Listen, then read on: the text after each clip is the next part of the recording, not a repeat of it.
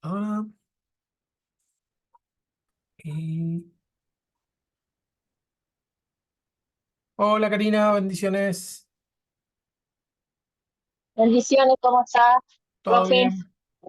Eh, Claudia hoy no se conecta, la pastora Claudia, Sí, sí, por un había estudio. dicho que se Sí, tenía que hacer un estudio, ¿no? ay, sí, sí, así que bueno, eso le quería decir. Gracias. Perfecto.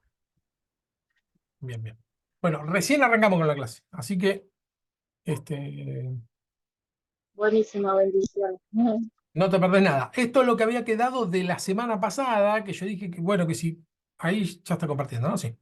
Eh, que más o menos para que lo piensen, no es que tenían que tener una tarea en este caso escrita, ni mucho menos, sino que como un poco para compartir, ¿qué les parece a ustedes? ¿Cuál debería ser la posición de la iglesia en estos temas que se están viendo de crisis en el mundo actual en el que vivimos, ¿no? Que es el equilibrio ecológico o desequilibrio ecológico, la situación económica y financiera, el descrédito de las iglesias en general, evangélicas o las que sea, y las crisis emocionales que tienen que ver con los ataques de pánico o hay mucho, por lo menos se está viendo ahora, muchas personas con algún tipo de patología en el espectro autista, que si bien no es emocional, directamente emocional, sí creemos que, por lo menos lo creo yo, que cuando vemos que hay algo que se generaliza en todo el mundo, bueno, tenemos que ver que es un tema espiritual, ¿sí? Porque, bueno, si bien todo es espiritual, una cosa es que ocurra algo esporádico y otra cosa es que de golpe empieza a pasar en todo el mundo. Entonces ahí podemos ver una potestad, ¿no? Se puede ver claramente esto. Y el tema de las crisis emocionales, los ataques de pánico en primera instancia y las patologías en el espectro autista son dos cuestiones que están creciendo mucho, ¿no? En los últimos tiempos. Eh, entonces, nada, bueno, les pregunto a ustedes, con respecto a la ecología, nosotros, la iglesia, ¿deberíamos hacer algo o no hacer nada? ¿O cuál es el papel de la iglesia? ¿Qué les parece?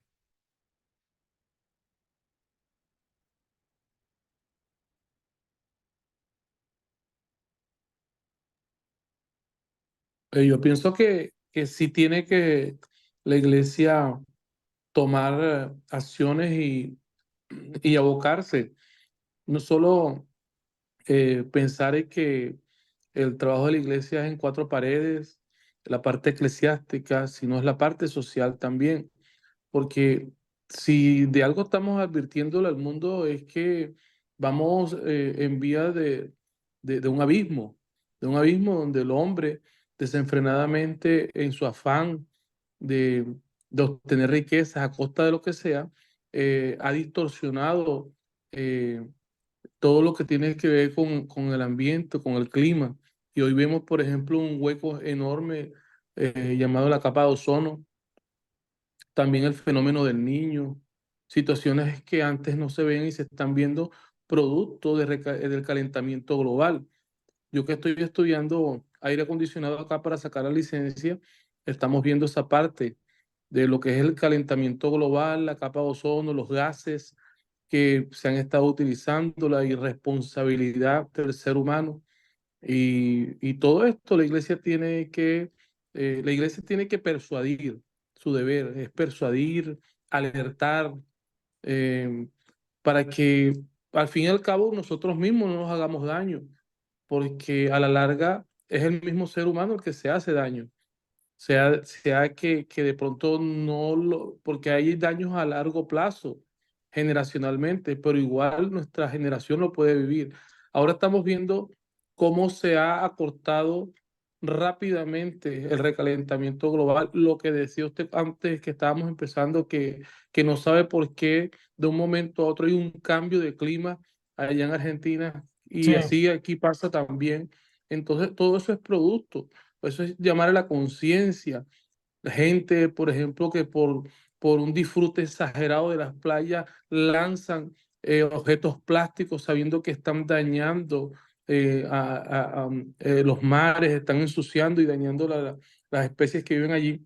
Y así sucesivamente, distorsionando, haciendo un uso eh, eh, exagerado de cortar en la tala de árboles en algunos lugares donde nos hemos quedado en algunos lugares sin el pulmón vegetal. Acuérdese de lo que es fundamental de la vegetación, lo que hace, cómo transforma y nos da el oxígeno. Y así sucesivamente. Hay muchos temas ecológicamente donde debemos de ser atalaya para que el ser humano tome conciencia. Y siempre la Biblia nos va a hablar de todo esto, que es lo que Dios, o nos va a llevar a Dios, mejor dicho. Este tipo de advertencias, alertas, nos lleva a Dios, nos conduce a Dios. ¿Por qué? Porque Dios es un Dios de orden. Y Dios quiere que todo marche en orden para que vivamos bien, para que disfrutemos bien lo que Él creó para nosotros. Tal cual, tal cual. Sí, sí, sí. El otro día les decía, que había un pasaje, lo tengo acá, que había un pasaje con respecto a la tala de árboles, que es lo que estabas diciendo, que es Deuteronomio 19, 20:19. Dice, cuando sities una ciudad, peleando contra ella muchos días para tomarla, no destruirás sus árboles metiendo hacha en ellos, porque de ellos podrás comer, y no los talarás, porque el árbol del campo no es hombre para venir contra ti en el sitio. Eh, o sea, esta versión, bueno, Reina Valera, creo que NBI es la que dice, porque no es hombre para defenderse. No tales los árboles, porque del árbol te vas a alimentar. O sea, más claro, imposible, ¿no? En el afán porque son leyes contra la guerra, ¿no? Entonces, en el afán por tener más, ¿no? Por aumentar el territorio, justo lo que estabas diciendo, Pastor, para aumentar el territorio, tener más riquezas, más posesiones, uno no toma conciencia y empieza a talar los árboles de los que uno come, ¿no? De los que uno, digamos, se alimenta, porque nada produce oxígeno en la tierra que no sean las plantas.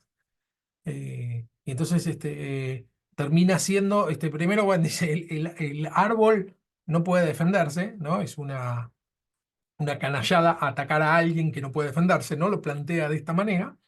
Eh, y por otro lado,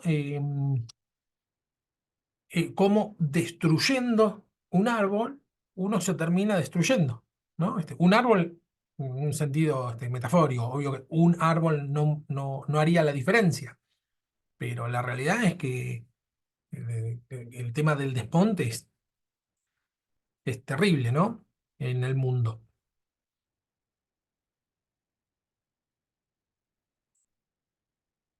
¿Alguien quiere agregar algo? Sí, Sí, profe, yo igual, profe, también. Ah, perdón. ah, Sí, sí, diga, hermana. listo, gracias. Yo pienso que esos temas pocos los aborda la iglesia, lamentablemente, si nos enfocamos en llevar a las personas a, a persuadirlos, pues, de ser cada día mejores, de conocer cada día más al Señor, de lo que Dios quiere para sus vidas y que el Espíritu Santo los redarguya. Pero este tipo de temas no son tan abordados, lamentablemente, por la iglesia, y es algo que se debería hacer ahora que estoy viendo esto y reflexionándolo acá, porque es que el Señor nos mandó a nosotros a señorear todas las cosas. Él puso para nosotros, creó todo esto y nos mandó a que lo señoreáramos, pero lamentablemente lo estamos haciendo de la manera negativa. Y nosotros como cristianos y como iglesias, bueno, hasta los momentos no sé si de repente en Argentina o en otros países, pero en lo particular no he oído nadie predicando sobre mantener pues la ecología, pues de crear conciencia en la iglesia sobre este tema. Me Sí, parece un punto muy reflexivo en este momento. sí. Sí, no, es algo, acá en Argentina tampoco. es una batalla que se la adjudicó el progresismo, más bien de izquierda, digamos, contrario, entre comillas, ¿no? Contrario al pensamiento de Dios, es decir, contrarios a las iglesias, estos movimientos que al mismo tiempo postulan la separación de la iglesia, el tema de las leyes contra las sectas, que en un punto me parece correcto, pero en otro punto atacan a las iglesias. Este grupo de personas que buscan el bienestar, ¿no? Porque más allá que creo que están equivocados en casi todo, buscan el bienestar y terminan ellos llevando una bandera que deberíamos llevar nosotros. O sea, llevan ellos una bandera del ecologismo porque es una bandera que nosotros nunca la tomamos, no nos interesó, no la predicamos, se está destruyendo el mundo y nosotros estamos felices, que no está mal estar feliz, estamos felices porque nuestra alma es salva. Pero teníamos una tarea, como bien dijiste, María, teníamos la tarea de señorear la tierra. Era una tarea que teníamos que hacer, no podemos desentendernos de algo que Dios nos dijo. Así es. Y no lo estamos haciendo. Y no lo estamos Porque si haciendo. lo estuviésemos haciendo, estuviésemos hablando de estos temas. Sabemos de que nosotros tenemos una promesa de vida eterna y de que esta estadía aquí es temporal, pero mientras estamos acá, no hemos hecho nada como iglesia. Oye, me está cayendo en cuenta ahorita que no hemos hecho nada como iglesia para que por lo menos un 1% no estén las cosas tan Claro, mal de como están. tal cual. Tal cual. Sí, sí, sí. No, Bueno, ya, terminando de agregar eso, es importante, en Dios no hay casualidades sino propósitos. Nosotros, bueno, yo estoy acá y ya mi esposa pronto estará en el nombre de Dios aquí por un llamado de parte del Señor y vamos, ya yo tomé inicialmente la posesión con lo que llaman de la emisora, esperando ahora que llegue mi esposa para retomar el programa. Entonces, esta radio es la única radio de habla hispana acá en esta ciudad, pero abarca 4 ciudades. Entonces, esto me está a mí, todos estos estudios me están abriendo la mente en otras áreas que no había analizado, porque es importante tomar en cuenta esto y empezar a hablar de algo que no se ha hablado y buscar estrategias y aprovechar la radio, aprovechar el espacio de la emisora y desde este punto de acá del planeta para, ¿por qué no?, levantar una bandera que otros han tomado. Y de verdad que me ha entusiasmado bastante que se haya tocado este tema que no lo había, en todo el tiempo que tengo dentro del cristianismo, nunca lo había realmente claro. eh, reflexionado así de ese punto y es muy importante de verdad.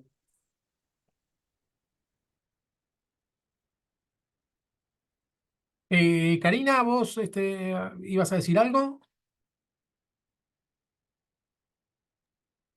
Sí, yo también lo que quería aportar también era de defender un poco también los terrenos territoriales, ¿no? Porque otras elecciones que están viendo acá sobre el imperio, digamos, empresarios, querer comprar tierras a donde los recursos naturales son eh, limitados, por ejemplo, donde descienden los ríos, el agua, ¿no? También en esta parte.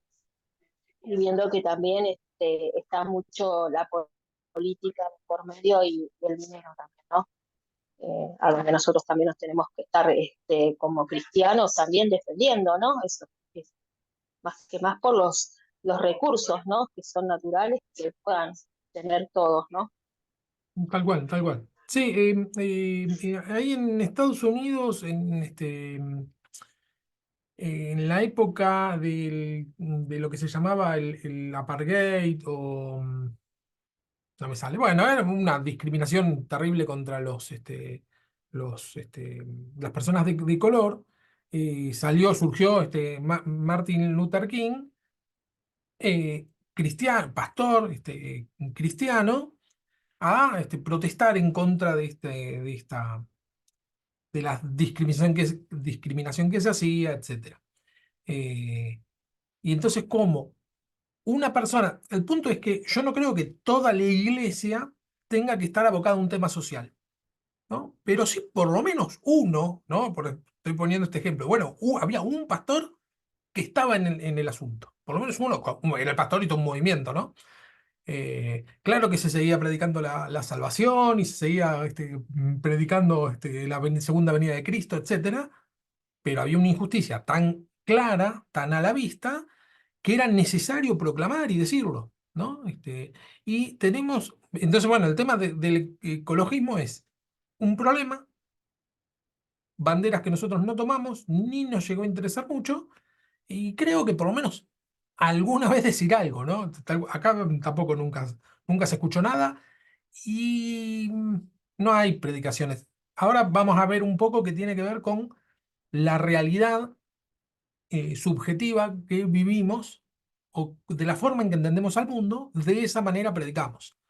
Es el mensaje que en un punto está bien, pero si el mensaje de que sea relevante para las personas, que tiene que ver con tratar de mejorar el nivel de vida, ¿no? Eso está muy metido en todas las personas de Occidente en la actualidad, ¿no? Es trato de alguna manera mejorar mi nivel de vida. Si estoy terriblemente mal, busco estar un poquito mejor. Si estoy un poquito mejor, siempre se puede un poquito más, ¿no? Y a veces las predicaciones terminan yendo en ese sentido de la prosperidad, que está bien, pero no puede ser que lo único que prediquemos sea eso. Eh, bueno, vamos a avanzar un poquito con la clase. Las otras, situación económica, descrédito de las iglesias, crisis emocionales, nos vamos a ir de tema y no podemos, por lo menos quería tocar uno de los temas. Encima, acá en Argentina está medio, eh, hay un presidente medio disruptivo y entonces está medio muy polarizado todo lo que tiene que ver con la cuestión económica y, y un poco también, un poco en el mundo, y bueno, a veces termina siendo una fibra demasiado sensible y bueno, creo que hay que hablar todo, pero siempre tratando de unir y no de separar, ¿no?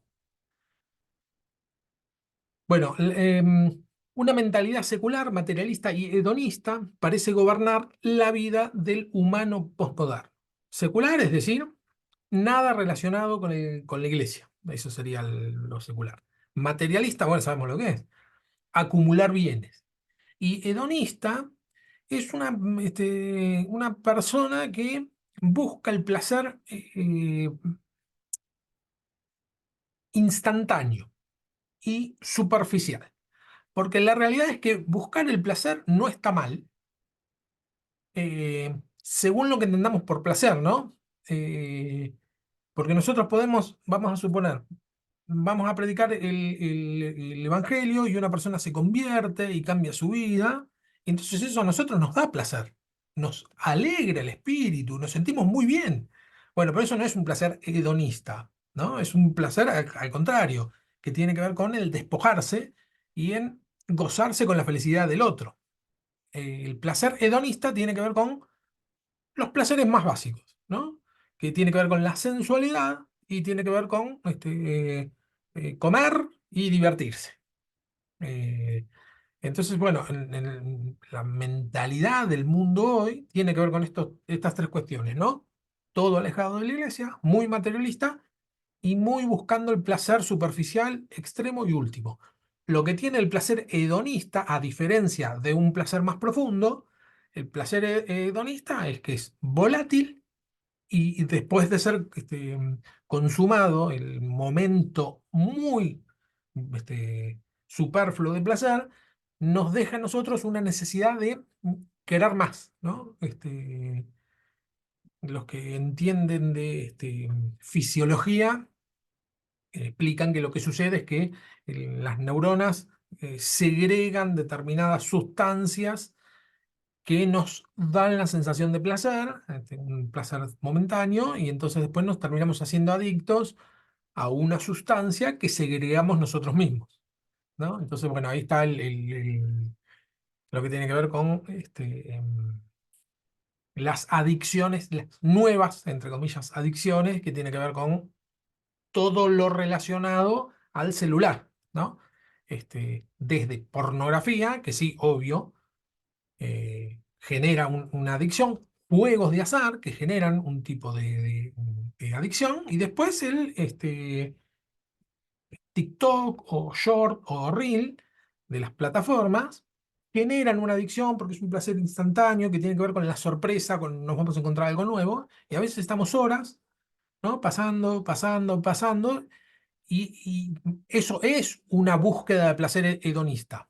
Aunque no es la típica y convencional, sí es una forma de placer hedonista que tiene que ver con encontrarme con algo sorpresivo, algo que me alegre. Eso, esa pequeña sensación, uno termina siendo adicto. Bueno, eso es lo que gobierna el mundo del ser humano, la vida del ser humano posmoderno, ¿no? En la actualidad. Les han robado todos los aspectos trascendentales y espirituales de la existencia. Eh, Al ir a lo más básico, lo más rudimentario, bueno, si vamos a lo básico, no vamos a ir a lo trascendente. O cuestiones espirituales, no las vamos a ni siquiera a sospechar porque estamos ocupados con aspectos materiales, hedonistas, instantáneos. Por un lado, clama el ser humano, ¿no? Pidiendo ayuda, y por el otro, rechaza toda posibilidad de solución por encima de su capacidad. Eh, el rechazo a cambiar de vida, decir, bueno, no, te presento el Evangelio y podemos, eh, podés cambiar de vida, suele ser rechazado justamente por el mismo desconocimiento y por eh, estas adicciones nuevas que hay. A mí me parece bien, bueno, vos, Gustavo, que tenés la radio, lo sabrás. Eh, Nosotros podemos dar un mensaje y el mensaje se puede recortar y volverlo un TikTok, ¿no? De 1 minuto o 3 minutos, creo que es el máximo. Lo podemos hacer. Entonces uno dice, bueno, mejor porque llegamos a lugares donde están las personas. El punto es que a veces terminamos el hecho de pretender dar un mensaje en 1 minuto, no puede ser trascendente. La misma estructura va en contra de eso. La estructura de TikTok, ¿no? Vamos a reducir en TikTok, ¿no? Pero todas las plataformas lo tienen con diferentes nombres. La estructura esa está pensada para lo efímero e instantáneo. No podemos predicar en una plataforma, no podemos, no porque ay, no se puede. Simplemente hay una imposibilidad conceptual en algo preparado para lo efímero y lo hedonista, para un placer instantáneo y efímero. No puede esa plataforma ayudarnos a entender cuestiones trascendentales y espirituales. No se puede, porque requiere de otro tipo de ejercicio que la misma plataforma lo rechaza. ¿Sí? Es lo que yo siempre me quejo, aunque los tengo, ¿no? Las promesitas, ¿no? Las tarjetitas de promesa. Está bien eso, ¿no? Me han dado algunas, me han regalado y yo las guardo porque son los tesoritos bíblicos. Está bien eso, pero no sea cosa que confundamos el leer ese breve texto con estudiar la palabra, leer la palabra, nutrirnos de la palabra de Dios. No, eso es una cosa efímera, cortita, al pie, bárbaro. Sirve para un momento muy efímero o para recordar una promesa, pero la promesa es mucho más profunda y trascendental, y la entendemos a partir de leer la palabra de Dios, y eso demanda tiempo. Eh, Así como para tener una relación sana con una persona necesitamos pasar tiempo con esa persona, porque si no, si yo, no sé, con el chofer del, del ómnibus o colectivo, no sé cómo es que le dicen, que me lleva al trabajo, yo puedo tener una charla de 5 minutos y hablaremos del clima y hablaremos de cómo está el país. pero no podemos tener una charla trascendental. No podemos conocernos al nivel que me conozco con mi esposa, porque con mi esposa paso tiempo. Lo mismo ocurre en la relación que podemos tener con el Señor. Para tener una buena relación con el Señor, necesitamos tiempo con Él. Y para tener un crecimiento espiritual que sea trascendental, necesitamos tiempo, dedicarle tiempo a eso. Y el tiempo es algo que hoy eh, tiene muy mala prensa, porque por un lado, perdemos mucho tiempo, ¿no? Con el TikTok se pierde muchísimo. Yo sigo hablando de TikTok porque es la síntesis de cómo reducimos a la mínima expresión una idea. Bueno, se pierde mucho tiempo y no se termina capitalizando nada, ¿no? Porque verdaderamente se pierde el tiempo, a veces estamos horas con cosas distintas, ¿no? Pam, pam, pam, cosas que nos atrapan. Bueno, esas horas la podríamos capitalizar mejor. Y el placer al que llegaríamos sería un placer trascendental, no un placer hedonista. Pero bueno, hay que pasar cierta valla para eso. Bueno, un mundo globalizado. Ustedes si quieren opinar, interrúmpanme, ¿eh?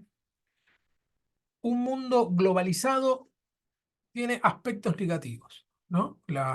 Lo que se llamó, en los 90 se llamaba mucho globalización, ahora se está volviendo un poco a lo que es la tribalización otra vez, ¿no? Pero la globalización no es que desapareció, sino que, eh, bueno, hoy por hoy eh, las empresas transnacionales dominan el mundo. Ahí lo tenemos al hombre más rico del mundo, Elon Musk, que tiene en su haber un capital más grande que muchos PBI de países, eh,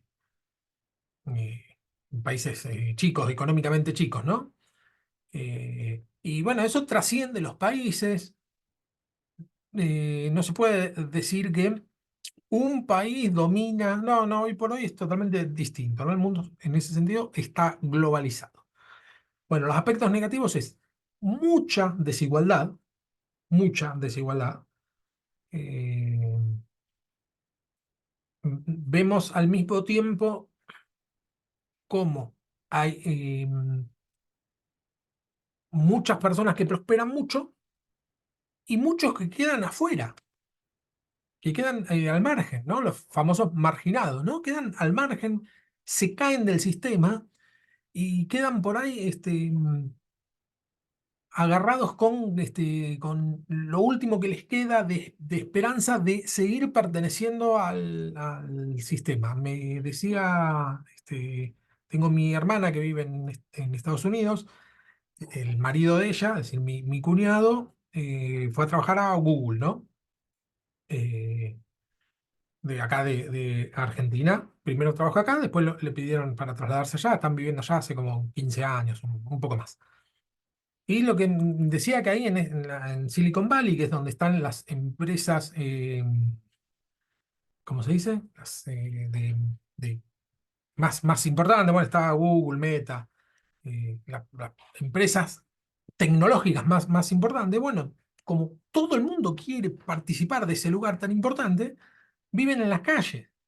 O sea, trabajan en esos lugares, pero viven en carpas en las veredas. Es algo rarísimo cómo una persona que está trabajando en un lugar tan bueno, bueno, ¿por qué? Porque tiene la esperanza de crecer, de prosperar y termina generando una desigualdad, ¿no?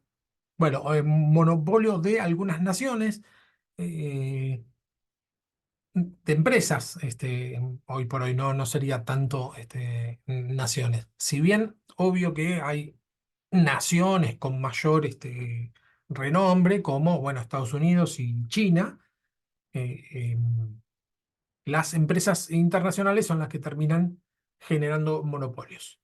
Apropiación de lo cultural. eh, bueno, eso lo vemos en un montón de cuestiones. Por poner uno de los casos, el tema de la música, también vemos cómo eh, el, el estilo de música que predomina en casi todo el mundo va siguiendo ciertas modas, ¿no? Domina casi por completo lo que sea vendible. Bueno, después corrientes religiosas, ahora vamos a ver un poco de eso, y empresas con patrimonios más grandes que el PBI de algunos países, es lo que acabo de decir. Bueno, aspectos negativos, seguimos con un mundo globalizado, aspectos negativos, construcción de una única economía mundial y transnacional, ¿no? Bueno, a lo que se va es a eso, ¿no? A una única economía. ¿Se acuerdan que habíamos visto lo que proponía este Pablo Andiñach con el libro que estuvimos viendo en la clase pasada, que decía que la Torre de Babel lo que, lo que simbolizaba era que el imperio de Babilonia, Babel, construía una torre para unificar, es decir, hacer de forma verticalista el idioma, es decir, que nadie mantenga sus propias culturas, sino que olviden sus propios idiomas y costumbres para suscribir a la del imperio. Y a Dios eso no le gustó, entonces confundió el habla, entre comillas, que quiere decir que democratizó el habla, cada pueblo volvió a hablar en su propio idioma, según la versión de este Pablo Andiñach. Entonces, bueno, la construcción de una única economía mundial y transnacional hace que, bueno, o estás ahí o estás afuera. Pero la verdad es que podríamos ver que hay cuestiones nacionales que van más allá de esto. Bueno, capitalismo salvaje. El capitalismo funciona muy bien. Esto funciona muy bien porque lo único que hace falta para el capitalismo es que trabaja en base al egoísmo, ¿no? Basta con que cada uno quiera tirar agua para su propio molino para que el capitalismo funcione. Eso es el capitalismo. El comunismo funciona muy mal porque de lo que requiere es que cada uno renuncie a la propia, eh, a su propia satisfacción o realización, con vistas al bien común. Entonces eso no funciona en ninguna parte del mundo porque de la única forma que funciona es por medio de las armas, porque nadie va a rendir su propio bienestar, por el bienestar común.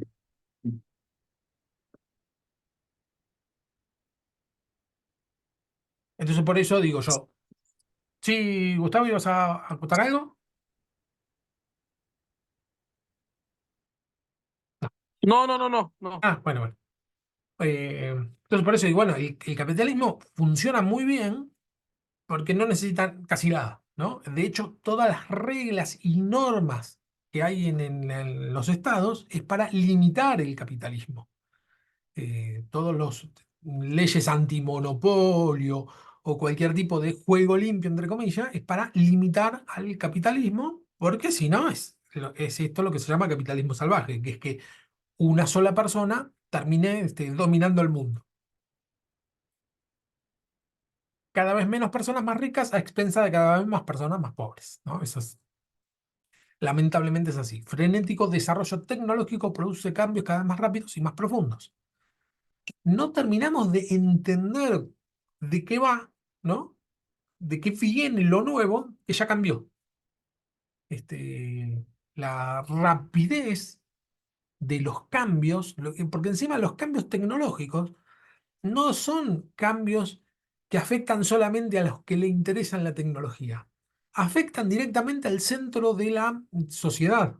Cualquier cambio tecnológico, porque estamos muy metidos en eso. De hecho, bueno, esta clase la estamos teniendo por medio de las tecnologías. Entonces, cualquier cambio, por más chico que sea, produce gran conmoción y bueno, se ve que como cada vez son más rápidos y más profundos los cambios estos. Homogeneidad cultural, avasallante, elimina la diversidad y pluralidad de voces, es lo que se llama el mundo McDonaldizado. La idea de McDonald's, porque ni siquiera se llama McDonald's, ¿no? se le ocurrió la idea de comidas rápidas. Fíjese que se llama comidas rápidas, ¿no? Que el tema de la rapidez, todo rápido. Y además de rápido, lo que tiene McDonald's como símbolo de muchas otras, ¿no? Porque después hay otras marcas que resultan ser lo mismo. Funciona en todas partes del mundo y es homogéneo. La Big Mac va a ser igual o casi igual, o por lo menos se va a llamar Big Mac en cualquier parte del mundo que uno vaya. Eh, Eso es lo que se llama la homogeneidad. Es decir, bueno, McDonald's como prototipo, pero vemos que estas cuestiones resultan ser iguales en todo el mundo. ¿Cuáles son los principios cristianos fundamentales? Primero, la libertad, ¿no? Uno de los principios fundamentales del cristianismo es la libertad que tenemos en Cristo, ¿no? A libertad nos llamó Cristo. Solidaridad y bien común, ¿no? Esto también lo podemos ver en cualquier lugar de la Biblia, cómo Dios busca la solidaridad y el bien común, y no el bien personal. La promesa de Dios a Abraham es te bendeciré y serás de bendición, no es te bendeciré y te vas a llenar los bolsillos. Compromiso con los pobres y los oprimidos, también. Bienaventurados los pobres, dice en Marcos, las bienaventuranzas. Dice el Evangelio de Marcos, bienaventurados los pobres porque de ellos es el reino de los cielos. Después, no me acuerdo si es Lucas, no, Mateo, es el que lo modifica y dice, bienaventurados los pobres en espíritu, ¿no? Agrega el en espíritu. Pero en Marcos dice, bienaventurados los pobres. Y después vemos un montón de pasajes donde eh, Dios está del lado de los pobres. No que Dios quiere que seamos pobres. Eso sería un error doctrinal. No es que si sos pobre Dios te quiere más. No, no, no. Dios está del lado de los pobres porque está en el barro con la gente que está en el barro, para sacarlos del barro. El compromiso de Dios siempre va a ser con los pobres y los oprimidos, para sacarlos de la pobreza y de la opresión. Ahora el punto es que cuando uno sale de la pobreza y sale de la opresión, no vaya a ser uno un opresor, ¿no? Como que se pasa de rosca y termina encontrándose en la vereda de enfrente de donde está Dios. En el 2003, el 87% de los cristianos evangélicos blancos en Estados Unidos respaldó la invasión a Irak. Esto lo mencionan en el libro que estamos viendo, que es la parte esta. Son varios autores, ¿no? No es un solo libro, sino que es un compilado, pero este es de Pablo Odeiros. Y menciona esto, dice, el 87% de los cristianos evangélicos blancos, agrega, ¿no? En Estados Unidos respaldó la invasión a Irak. Es impensado. ¿Cómo uno va a respaldar la invasión a un país? Por más que sea en pro de la democracia, pero uno como cristiano debería decir, bueno, agotemos todos los medios para que, claro que queremos que haya libertad en todas partes del mundo, nosotros predicamos la libertad, pero no podemos respaldar una invasión armada a ningún lado porque este, resultan en muertes de muchas personas. Ahora pasa lo mismo un poco con la respuesta que tuvo Israel en contra de Hamás, los fundamentalistas. Una respuesta tremenda donde mueren niños, mujeres, gente inocente que no tiene nada que ver. Eh, y bueno, también un sector de cristianos avalaba y apoyaba la invasión esta porque son judíos y bueno, bueno, como son judíos, como es Israel, el pueblo de Dios, hay que respaldarlo. Y uno, para rechazar un ataque violento como el de Hamas, no necesita aprobar otro ataque violento. Uno puede rechazar los ataques violentos, ¿no? Si somos instrumentos de paz o agentes de paz y de cambio, simplemente con rechazar cualquier ataque alcanzaría. Mundo globalizado, hay algunos aspectos positivos, ahora lo vamos a ver. Oportunidad para la difusión del reino de Dios, ¿no? Hoy, como nunca, tenemos la posibilidad de predicar a donde queramos. Nuevo sentido de responsabilidad cristiana para con todo el planeta, ¿no? Es un poco optimista acá el autor, pero se acortan un montón las distancias. Acá somos cuatro, dos de Argentina, uno en Estados Unidos y uno en Colombia. Tranquilamente podría haber alguien de Europa, de China, de donde sea, mientras que hable español, ¿no? Por ahora, mientras que hable español, porque como vemos la tecnología como viene avanzando, ya está disponible las traducciones simultáneas por medio de la inteligencia artificial. No tenemos al alcance de nuestras manos, pero en breve lo vamos a tener, ¿no? Entonces, de la misma manera, eso también acorta distancia y sirve para predicar el Evangelio. Homogeneidad de la comprensión de nuestra fe.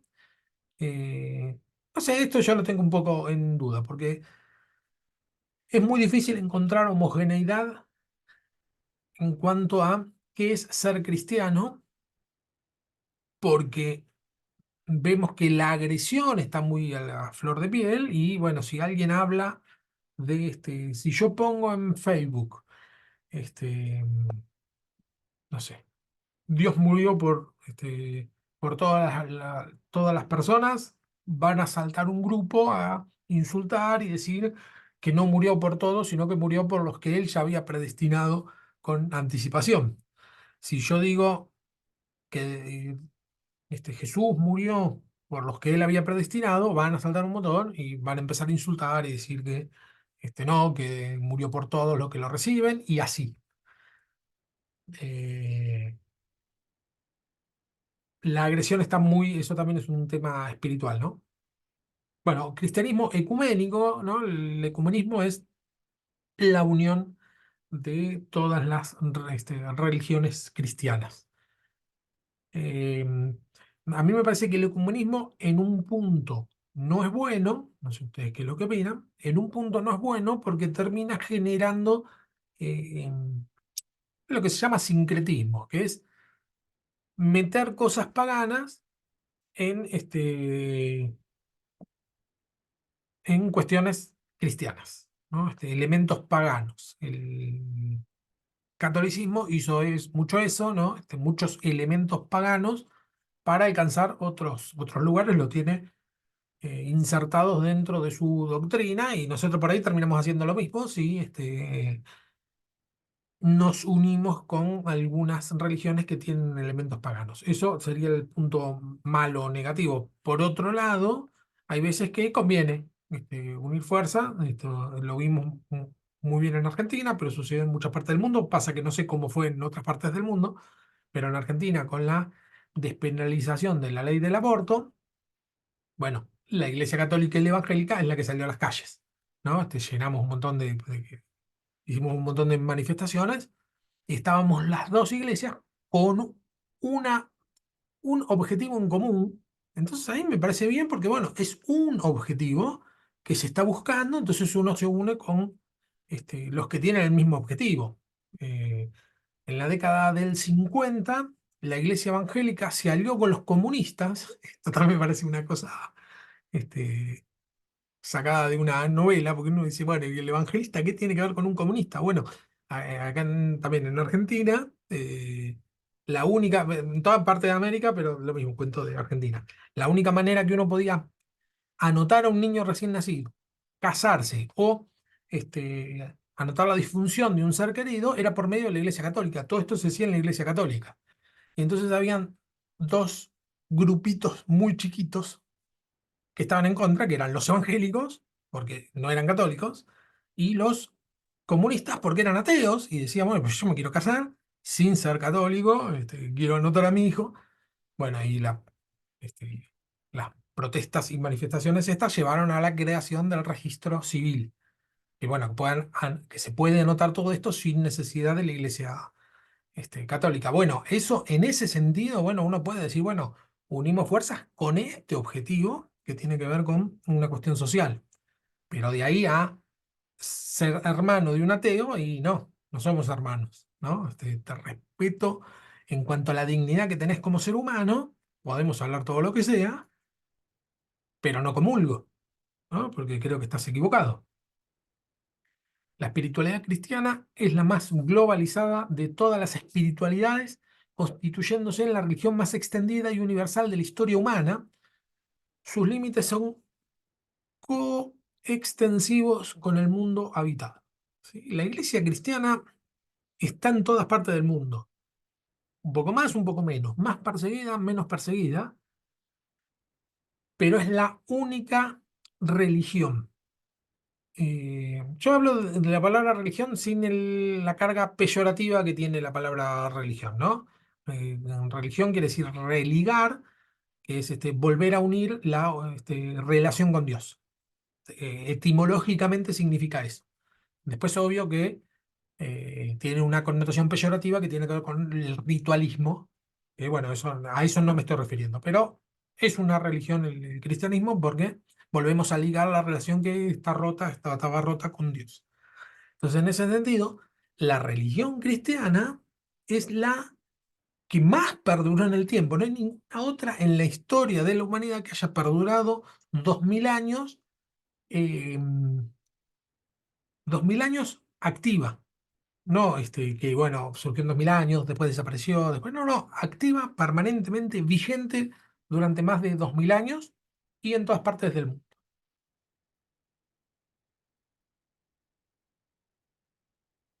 Bueno, ¿cómo podemos ser testigos? Lo que decíamos hoy un poco. Hay algunos indicadores de algo que está ocurriendo en medio del pueblo del Señor a nivel global. Bueno, hay mucho testimonio cristiano en China. China es eh, lo que se llamaba, lo puse acá, no lo puse, no.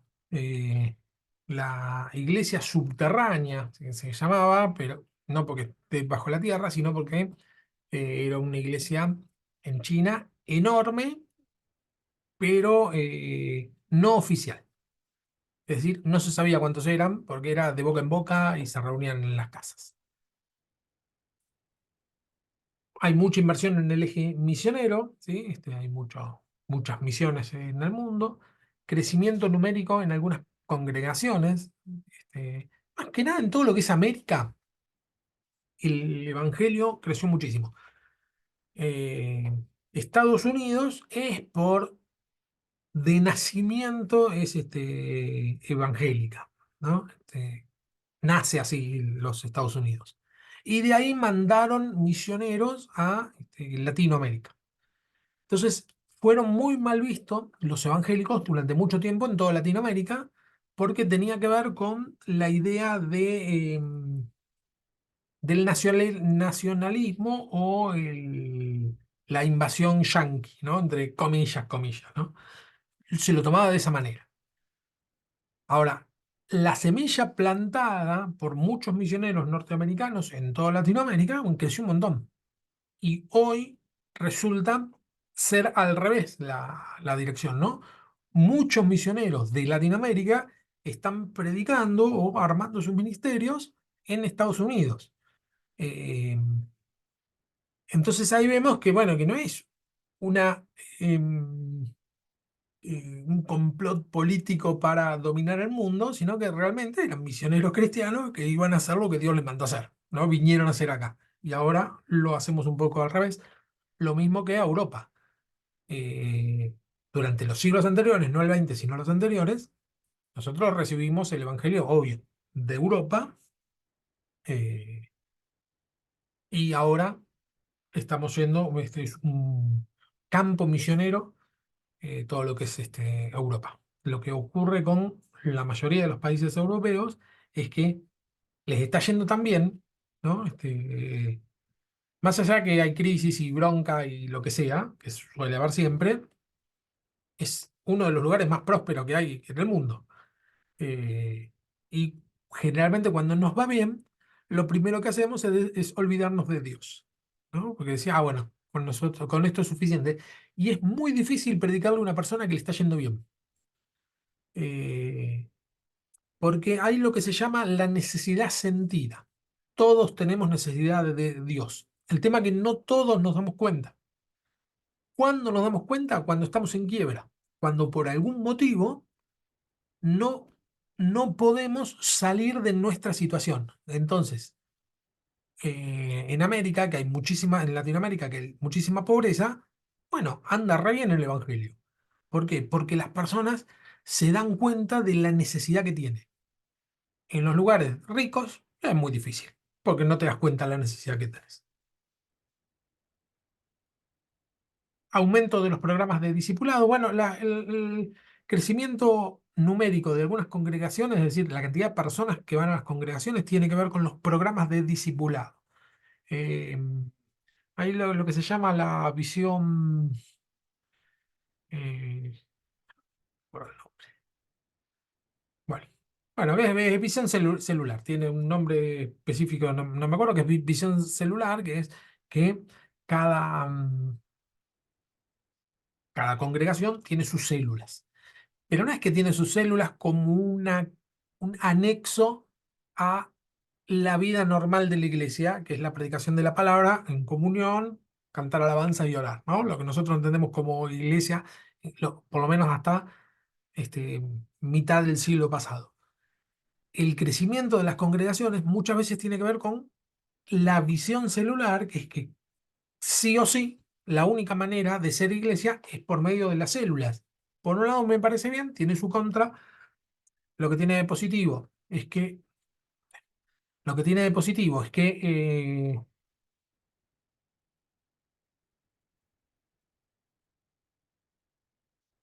se puede disipular de forma personal, de esa manera ser más asertivo, ¿no? Porque en una congregación de 1000 personas ya es muy difícil que el pastor se encargue de cada uno, y en esas iglesias que son 5000, 10000, 40000, bueno, nada, es imposible, entonces sí o sí se necesita la visión celular. Esa es la parte positiva. La parte negativa que tiene es que uno, al crecer en la célula en tu casa, ya empieza a tener, uno puede que cada una de las personas que venían a tu casa tengan sus propias células, y a su vez cada una de esas propias células vuelvan a multiplicarse en otras células, y lo que termina generando en las personas es un espíritu de competencia. No es el objetivo de la visión celular, pero es como una especie de reacción adversa, o un problema que termina surgiendo de estas visiones, ¿no? Competencia. Es decir, bueno, quién tiene más personas, quién crece más, el estrés de tener que crecer permanentemente como si fuera una empresa. ¿Hay algunos indicadores de que esto está ocurriendo? ¿Me pasé un par de pueblos o no? ¿Cómo ser testigos cristianos en un mundo globalizado? Testimonio cristiano, China, Saladí, crecimiento, aumento del programa de discipulado, multiplicación de iglesias por la conciencia del sacerdocio de todos los creyentes. Esto también se ve muchísimo. Multiplicación de las iglesias. Eh, Había un pastor que me decía, cuando le decían, la iglesia evangélica, el problema que tiene es que está muy dividido, ¿no? Porque hay una iglesia en cada esquina. Él decía, no, no estamos divididos, estamos multiplicados. Es, Suele pasar esto. Me estoy congregando en una iglesia, en un punto no estoy de acuerdo con lo que dice el pastor, no me gusta lo que están haciendo, entonces en el garaje de mi casa, si tengo, o en una piecita, en donde sea, pongo mi propia iglesia. O alquilo un local, invito a mis amigos o a los cristianos que tenga o parientes, y arranco mi propia iglesia. Bueno, eso generalmente está mal visto, porque uno dice, no, pero el Señor nos mandó que estemos juntos. Pero esta es una consecuencia, o por lo menos así lo plantea el autor y yo estoy de acuerdo, es una consecuencia de la conciencia del sacerdocio, ¿no? El Señor formó un pueblo de reyes y sacerdotes. Es decir, que nosotros, los evangélicos, sabemos que cada uno de nosotros tenemos una función sacerdotal. Este sacerdocio de todos los creyentes, eh, en un punto explota. Yo lo veo así de sencillo. Si en la iglesia donde uno está no puede explotar la pulsión que tiene, que necesita de pastorear, de tener discípulos, de crecer, si no hay forma de crecer, bueno, lo que termina pasando es que, bueno, de alguna manera lo voy a hacer y se terminan abriendo y poniendo sus propias iglesias. Los que tienen visión de discipulado, ¿no? Visión celular, bueno, tienen esta posibilidad, ¿no? De crecimiento. Pero bueno, después lo que ocurre es que por ahí yo tengo una congregación dentro de la congregación eh, y no me gusta algo del pastor, entonces directamente corto lazo y sigo por mi cuenta. Pero esto tiene que ver con la conciencia del sacerdocio. También es una especie de efecto adverso de algo bueno. Algo bueno es conciencia de sacerdocio. Lo que termina ocurriendo es este tipo de divisiones. Y bueno, la disponibilidad de la escritura. Esto era impensado antes de la invención de la imprenta.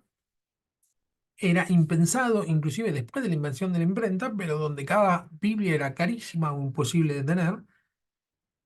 Y hoy por hoy, bueno, tenemos a nuestra disposición cualquier Biblia, ¿no? Por medio de las nuevas tecnologías.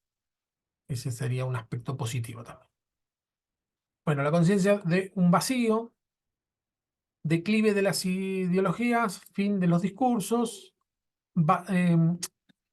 es esto, es.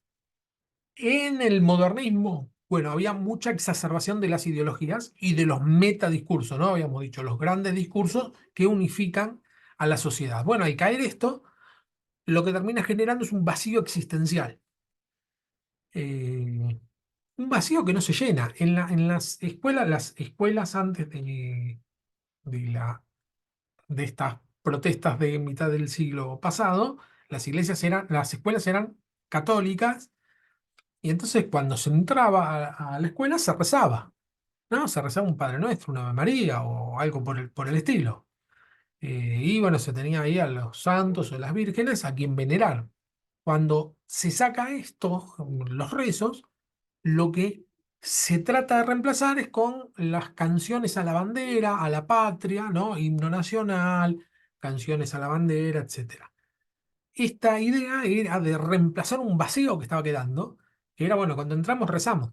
Entonces ahora, en lugar de rezar a la Virgen o a algún santo o a Dios, vamos a rezarle a la bandera, a la patria y a los próceres, ¿no?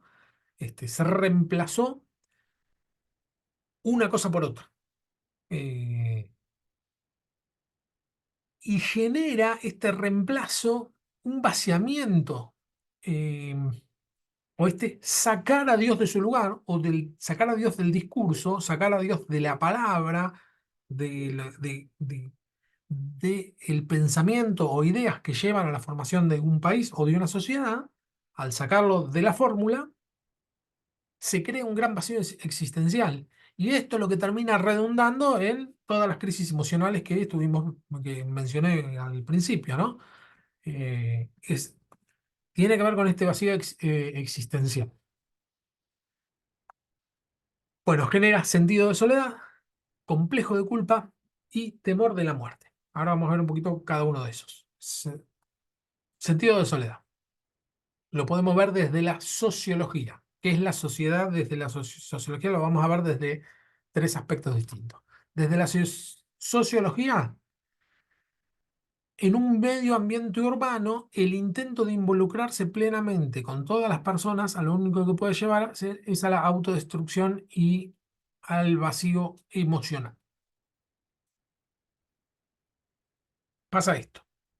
No estamos eh, codificados los seres humanos para enterarnos de todos los problemas que ocurren en el mundo al instante y simultáneamente. El hecho de ver noticieros o estar al día con lo que ocurre en el mundo, bueno, nos termina generando una sensación, un desasosiego tal y una impotencia tremenda, porque en realidad estamos codificados para vivir en un pueblito donde, bueno, sí, eh, no sé, cada 5, 10 años alguien moría, ¿no? Entonces, bueno, muere una persona, se consterna, o alguien está en algún tipo de necesidad, no sé, se le prende fuego a la casa, vamos todos los vecinos a ayudar, ¿no? Y logramos ayudar a este vecino que está mal. Es decir, cada tanto ocurre una desgracia o algo malo y tenemos algo que hacer, ¿no? O ayudar en el caso que se pueda, o ponernos tristes en el caso que no se pueda. Acompañar a los que están en dolor y eso. Ahora lo que ocurre es que tenemos una desgracia cada 5 minutos. Si ponemos el noticiero o estamos informados, bueno, estas desgracias no ocurren cada 5 años, ocurren cada 5 minutos. Y entonces estamos viendo desgracias a las que no podemos hacer absolutamente nada. Somos absolutamente pasivos ante lo que estamos mirando. Y esto repercute en nosotros, no es que no repercute. Yo no digo que uno tiene que estar desinformado, para nada. Creo que es necesario informarse, pero sabiendo poner algún tipo de freno, porque nos termina generando angustia, vacío emocional, porque no podemos hacer nada. Y no estamos codificados para ver una desgracia y no hacer nada. Y quizás hasta naturalizamos, sí, eso le iba a pasar, mira algo normal como ya está pasando, digamos, ¿no? Sí, claro, tal cual. Bueno, eso desde la sociología. Desde la psicología, el sentido de la sociedad es el intento fracasado de integrarse a los demás, ¿no? Desde la psicología es la sensación de no poder integrarse. Y desde la teología es el resultado del alejamiento espiritual de Dios. Estamos solos cuando nos alejamos de Dios. Si estamos en comunión con Dios permanentemente, bueno, no vamos a tener sensación de soledad. Aunque nos lleve a la impotencia de no poder hacer nada, o inclusive que no podamos terminar de adaptarnos a algún entorno, al estar bien con Dios, nos vamos a sentir bien nosotros, ¿sí? Complejo de culpa, desde la sociología. ¿Qué es el complejo de culpa desde la sociología? Ansiedad que resulta del sentimiento de haberse alejado de los valores y normas que son aceptados como válidos en un determinado contexto social. En toda sociedad hay normas, eh, es lo que se llama la moral, ¿no? Si, bueno, esto es inmoral o esto es amoral o esto es una persona que tiene códigos éticos, ¿no? Decimos eso. Bueno, ¿qué quiere decir? Que como sociedad estamos eh, seteados, por así decirlo, de una manera donde nosotros entendemos que esto es bueno y esto es malo, ¿sí? Eh, los valores y las normas, desde la sociedad, nosotros nos criamos con determinados valores y normas que inevitablemente cambian con el correr del tiempo, porque los valores y las normas que rigen la sociedad no están regidas por la palabra de Dios, que no se mueve nunca, sino que están regidos por acuerdos, y los acuerdos cambian. Entonces, a nosotros nos parece alarmante o inmoral algunos cambios que no tienen nada que ver con lo que nosotros entendíamos como moral cuando éramos chicos. Desde la psicología, Freud decía que la culpa pertenece a la naturaleza misma de la religión y no ha sido suficientemente estudiada por la psicología. Con respecto al complejo de culpa, Freud decía que tiene que ver con la religión, que la religión mete en las personas el complejo de culpa. Y desde la teología es la necesidad que uno siente de pagar por una ofensa. En realidad, eso sería desde la teología, ¿está bien? Pero un cristiano no debería sentir culpa, sino sentir arrepentimiento. ¿Sí? La culpa a uno lo carga de algo muy negativo, eh, mientras que el arrepentimiento es lo que también con lo que decíamos con respecto a qué es lo que uno puede hacer. Bueno, cuando uno está arrepentido, desde la teología, la palabra en griego es metanoia o metanoeo, que es cambio de mentalidad, pero también significa cambiar de rumbo, ¿no? Bueno, yo estaba yendo en esta dirección, voy en el sentido opuesto. Ese es el arrepentimiento para para el cristiano. Es decir, bueno, tengo algo para hacer. Esto no lo voy a hacer más, voy a hacer lo otro, ¿no? Juntamente con la convicción de pecado, el Señor nos da la salida. Temor de la muerte, el tercero.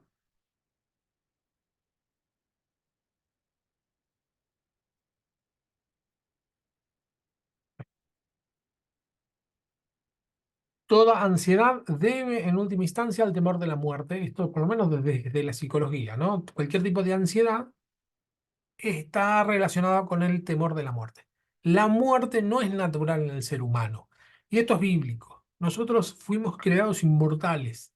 El Señor, la muerte, eh, es el resultado del pecado. Y el Señor no nos creó para que pequemos. Él nos creó para que vivamos eternamente con Él, ¿no? Entonces la muerte no es natural. Aunque en la realidad que vivimos sí es natural, nosotros sabemos que tenemos vida eterna. Por lo tanto, no entra en nuestra forma de pensar o nuestro entendimiento el concepto de muerte. Bueno, el mundo está en crisis, hay un incremento de la soledad, paradójicamente, en un mundo hipercomunicado. Cada vez las personas están más aisladas, ¿sí? Cuesta más encontrarse. Narcisismo y subjetivismo. Bueno, el narcisismo etimológicamente se refiere a Narciso, el de la mitología griega, y está haciendo referencia a una persona enamorada de sí misma. Ahora, después, dentro de la psicología, el concepto narcisismo tomó otro concepto que tiene que ver con el manipulador y la persona que manipula con tal de sacar provecho propio. Pero a lo que se refiere el narcisismo y el subjetivismo, tiene que ver con el tema del autoenamorarse de uno mismo. Búsqueda de significado en el consumo.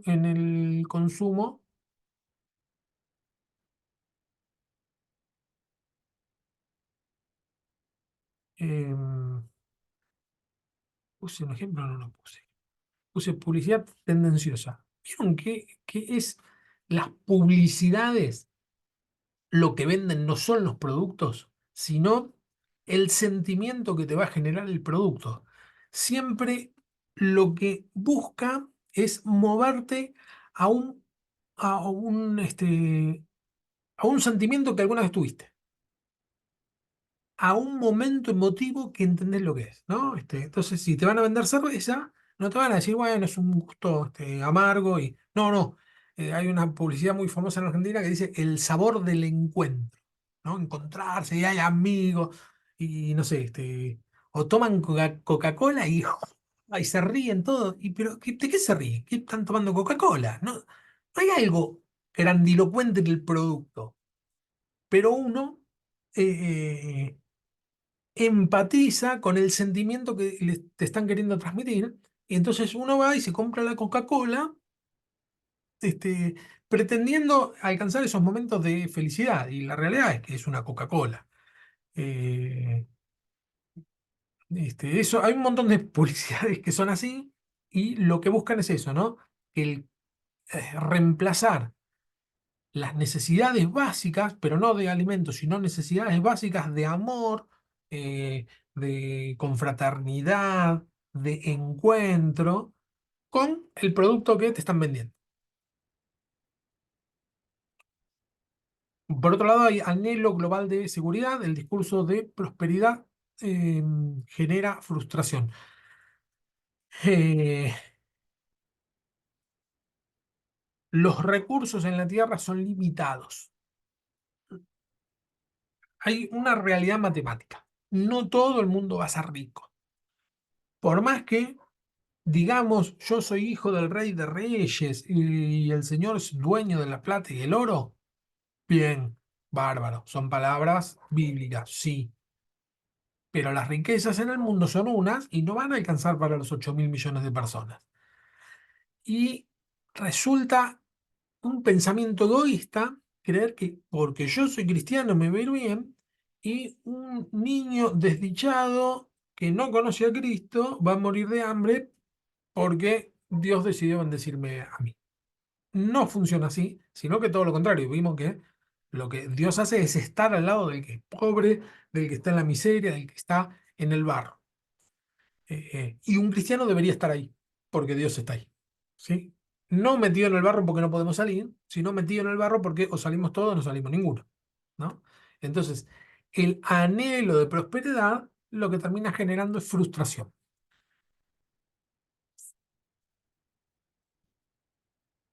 Con esta frase creo que termina acá el... Hoy sí es un poquito más larga.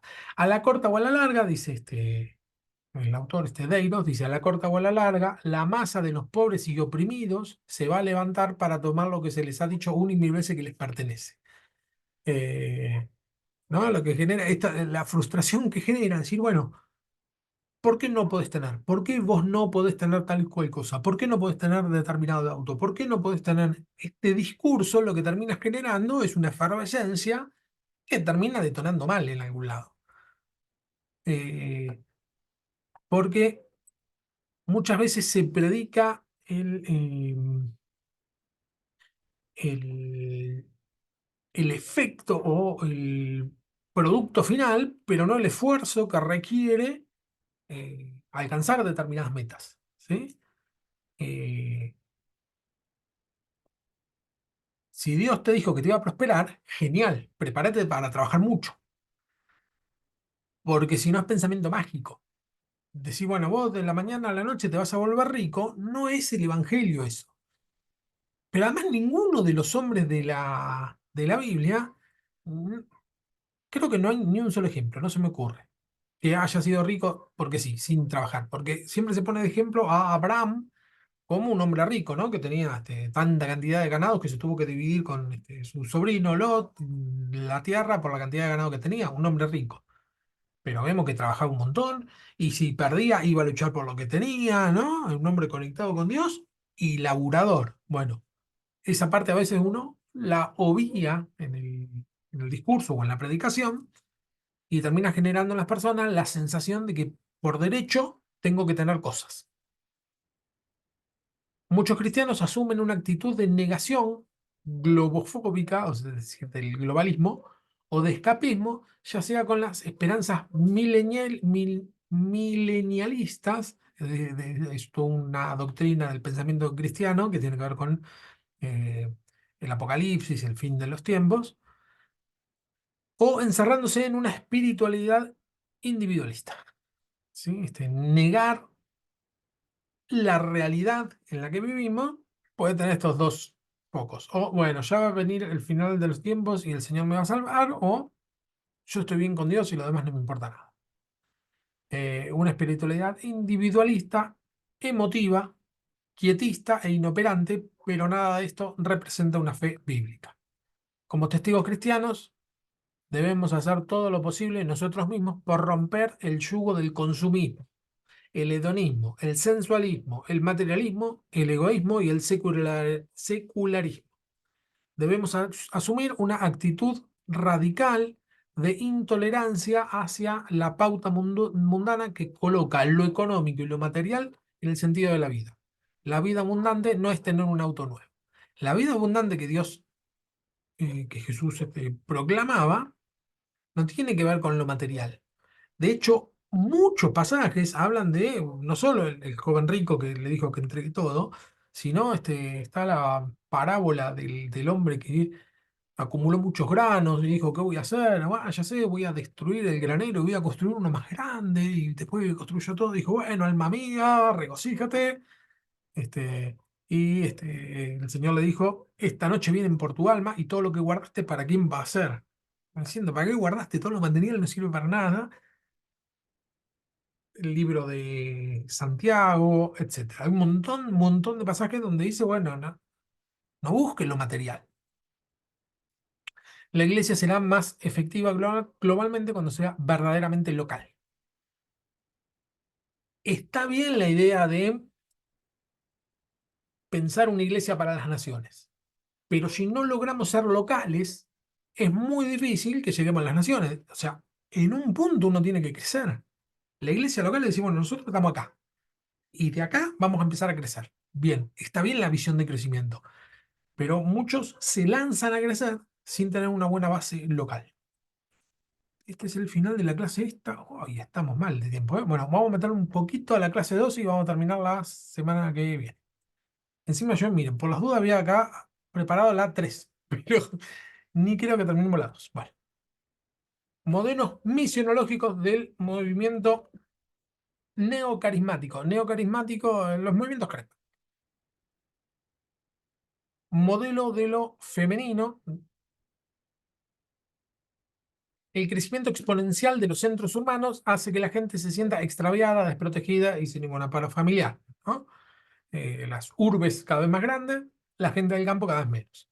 La iglesia se presentaría no como un padre que gobierna, ordena, manda y controla, sino como una madre que atiende cariñosamente los conflictos de los hijos, lucha por ellos y escucha sus clamores. El modelo femenino presenta acá el autor, ¿no? En este sentido en el sentido de lo femenino y lo masculino como lo entendemos bíblicamente. ¿Sí? Hoy por hoy está un poco mezclado, tiene que ver con el tema de los valores que habíamos visto antes, ¿no?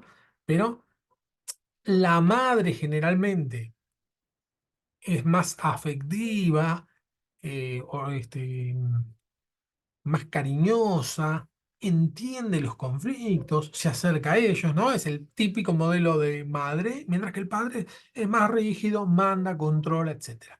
Entonces lo que dice es que la iglesia de hoy no funcionaría como un padre, así como fue durante siglos, ¿no? Que decir, bueno, esto es así y esto es así y se hace, sino que cambió el rol a una actitud más femenina, entre comillas, ¿no? Hipercomillas, que tiene que ver con el cuidado, la atención, ¿no? Entonces, nos conmovemos con las personas necesitadas, nos acercamos más, tenemos más ese tipo de cuidado y no tanto con dar una orden, ¿sí? Ahora, esta actitud, este viro de actitud, tiene que ver con lo que vivimos en la actualidad. O sea, no nos podemos despegar de nuestra cotidianeidad. No nos podemos despegar de la cosmovisión actual, que es justamente esto. El mundo actual va en contra de los abusos que hizo el hombre durante siglos, ¿no? Que tiene que ver con el maltrato, hablar mal, levantar la voz, ser rudo, etc. Tanto abuso, se genera una reacción lógica y justa, ¿no? Creo que un poco, a veces, como quien dice, se pasan unos pueblos, se van un poco de tema, pero la reacción la entiendo lógica. Y ahora nosotros dentro de la iglesia, aunque la mayoría son pastores varones, no tiene que ver con el varón y la mujer, sino con la forma más eh, cariñosa que tratan a las personas, ¿no? Con las que uno se comporta o se lleva. Tiene que ver con el cambio de paradigma en la sociedad. No es ni bueno ni malo, ¿no? No me parece que gobernar, ordenar y decir esto es blanco y esto es negro, no me parece malo, mientras que uno lo haga con respeto y orden, no me parece malo, y ser cariñoso tampoco me parece malo, ¿no? No creo que eso en sí mismo tenga, era mejor así o era mejor asá. No, sino que como el mundo va cambiando y nosotros estamos acá dentro del mundo, vamos cambiando las formas, los paradigmas y la forma que tenemos de ser iglesia. El otro sería el modelo pluralista. El reconocimiento de la diversidad de los dones individuales sería la clave praxiológica, es decir, de la praxis o de la práctica, para que la iglesia sea una comunidad que responda a las diversas necesidades reales de las personas y demuestre un nuevo modelo de liderazgo más participativo, grupal, colectivo, plural, variado. Es una iglesia pluralista.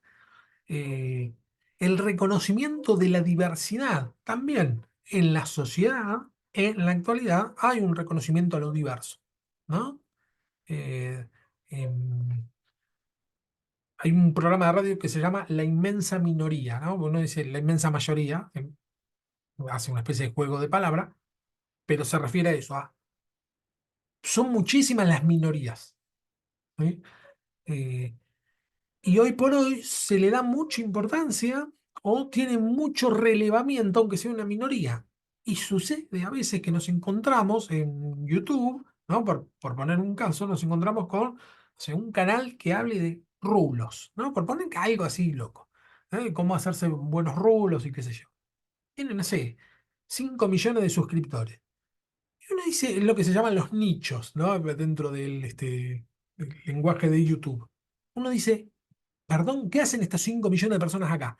Bueno, se juntaron por un tema que les parecía común, ¿no?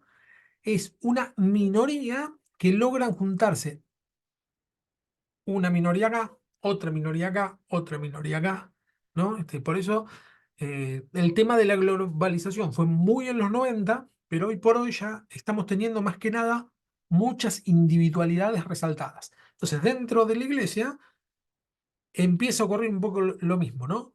Que trata de no ser tan verticalista, la iglesia, hay algunas que no lo logran, pero sí, bueno, que hay desarrollos de ministerios, ¿no? Entonces uno tiene, no sé, el llamado a hacer títeres en las plazas. Bueno, entonces la iglesia respeta ese llamado que uno tiene, o debería, y empieza a crecer el ministerio títeres en las plazas, ¿no? O lo que sea. Tiene que ver con eh, eh, pluralismo, que no es unificar todo, sino darle importancia a las distinciones o a lo distinto. Modelo de lo estético y lo emotivo. En la posmodernidad, la gente busca lo estético en la vida cotidiana y esto produce la necesidad de reformular el modelo de la misión de la iglesia hacia lo estético, artístico y emotivo. Hay una idea de lo estético. Fíjense que muchas iglesias tienen luces, pantallas, pantallas LED, cámaras, el coro se viste de determinada manera.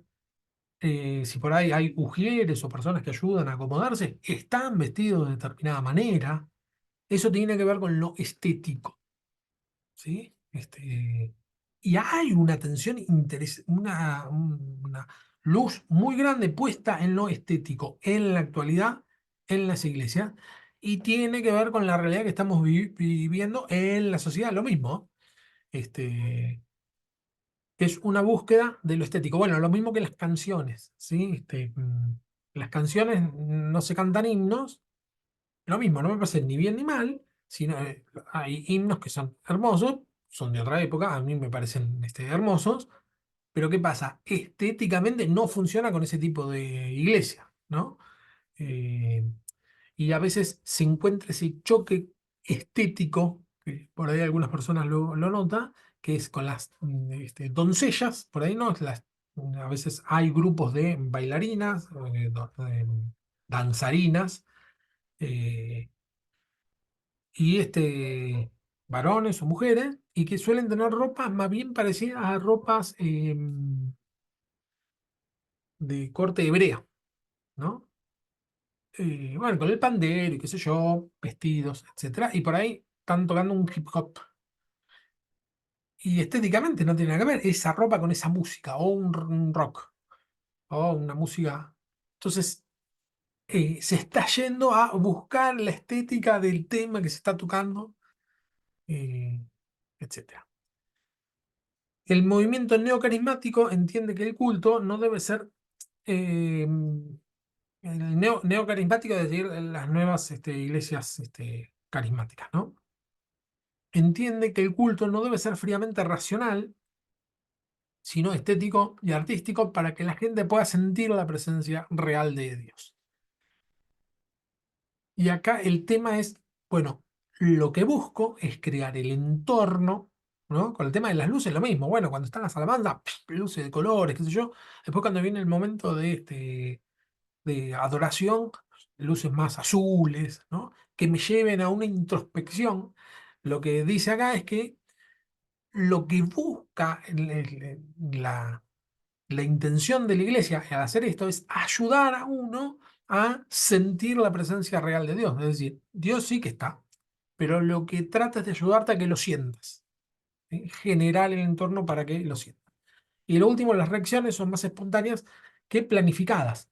Eh, Todas están planificadas, pero hay un alto grado de espontaneidad en las reuniones, ¿sí? Cada vez más. Esto de espontáneo tiene que ver con este, lo que solemos vivir día a día. Bueno, hasta acá tenemos la clase de hoy. Nos quedó un poquito pendiente, bastante, de la clase 2 y después arrancaríamos con la clase 3.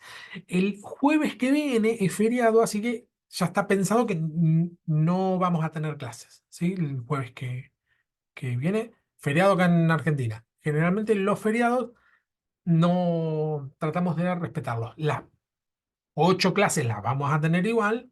Estaríamos terminando en la semana del 20 y algo de julio, ¿sí? Después tendríamos una semana también de descanso y arrancamos después de las vacaciones, ¿sí? Bueno, ¿alguna pregunta? Gustavo se fue. Se le habrá cortado, capaz.